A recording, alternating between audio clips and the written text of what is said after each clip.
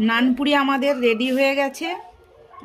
তো এবার আমরা চানাটা করে নেব। তার জন্য কড়াইতে তেল দিয়ে দিলাম প্রথমে।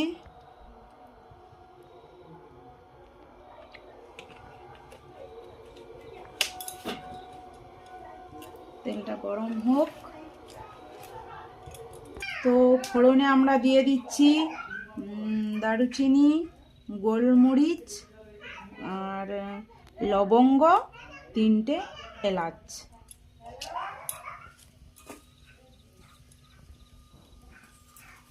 আর এই যে তেজপাতা, শুকনো লঙ্কা, গোটা জিরে 1 টেবিল চামচ, জোয়ান 1 টেবিল চামচ, আর ধনে 1 টেবিল চামচ।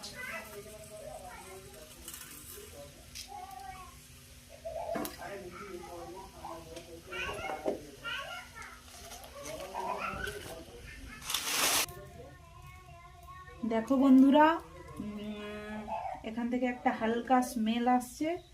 তো এবার আমরা পেঁয়াজটা দিয়ে দিই। পেঁয়াজটাকে গ্রেট করে রেখেছিলাম। গ্রেট করা পেঁয়াজ,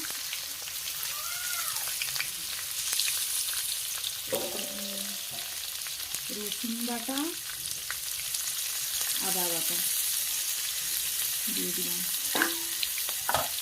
এটাকে একটু কষে নিই।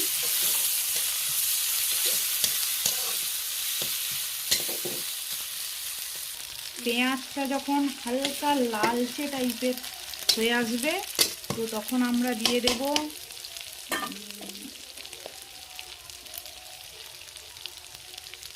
1 চামচ হলুদ গুঁড়ো,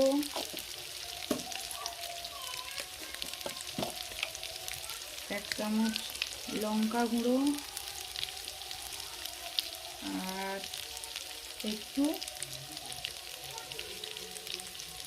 কাশ্মীরি লঙ্কা কালারের জন্য দিয়ে দিলাম। স্বাদ মতো লবণ,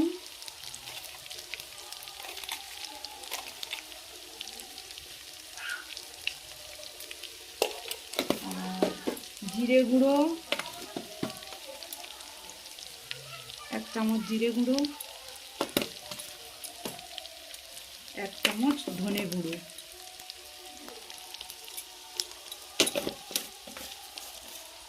দিয়ে একটু নাড়াচাড়া করি।